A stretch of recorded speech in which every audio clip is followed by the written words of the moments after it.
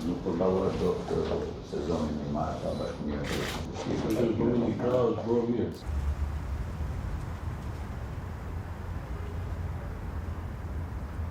Kryetar, vjen mirë që jemi në Himar për të parë se si ka ndryshuar nga viti në vit turizmi në Himar.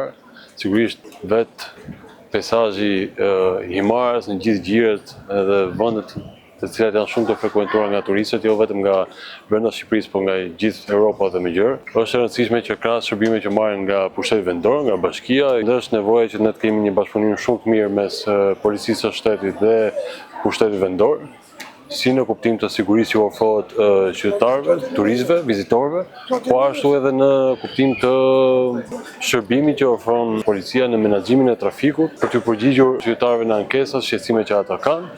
Kemi patur në fakt vetëm në 4 muajt e fundit 67 raste ku policia ka ndërhyrë pikërisht për të ndihmuar turistë, vizitorët tuaj që vizitojnë edhe Himarën, edhe malin e Çikës, përgjithsisht jugun, Gjipen dhe janë shpëtuar mbi 200 turistë.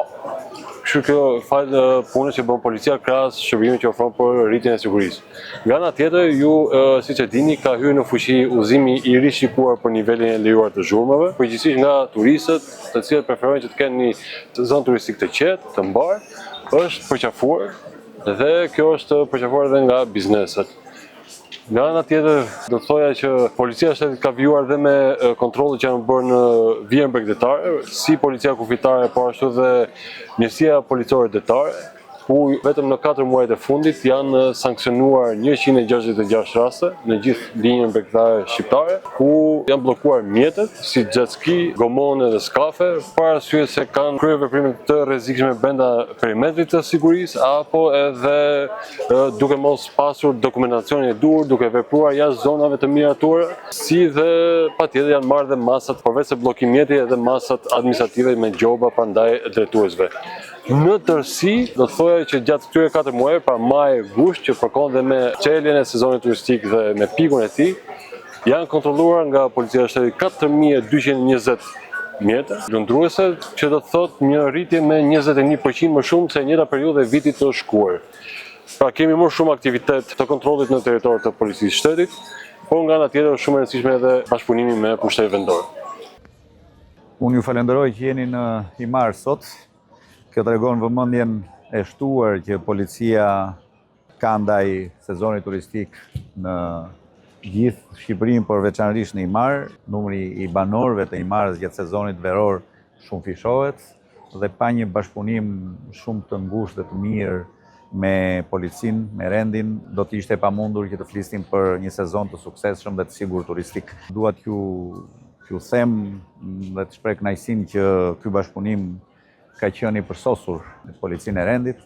Fal këtij bashkëpunimi ne kemi arritur që të kemi deri në këto momente që po flasim një sezon shumë të sigurt turistik, ashtu sikur edhe ju përmendët në bashkëpunim me policinë, forcat tona zjarfikse kanë qenë pjesë e shpëtimit të turistëve që kanë humbur rrugën në malin e Çikës apo edhe në kanionin e Gjipes. Por nga ana tjetër, ndihmë e madhe e policisë ka qenë në qarkullimi rrugor, ku gjatë sezonit veror fluksi i shtuar i makinave vizitorëve krijon problem në Himar me këtë infrastrukturë rrugore që kemi deri më sot.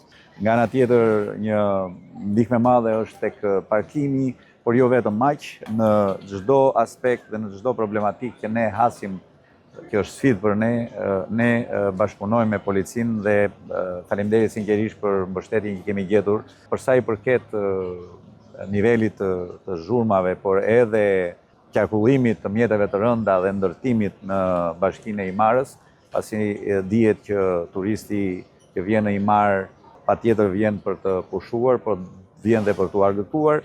Pra, në bashkëpunim me policinë kemi gjetur një ekuilibër dhe them që ka filluar mbar dhe po ecim mirë në drejtimin e menaxhimit të zhurmave.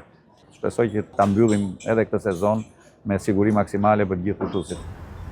Jemi në Himar, një ndër destinacionet turistike më të veçanta të Shqipërisë, edhe këtu policia e shtetit ka marrë masa për garantimin e rendit e sigurisë, por edhe për sigurinë detare, për sigurinë rrugore, si element kryesor të sigurisë që janë këtu.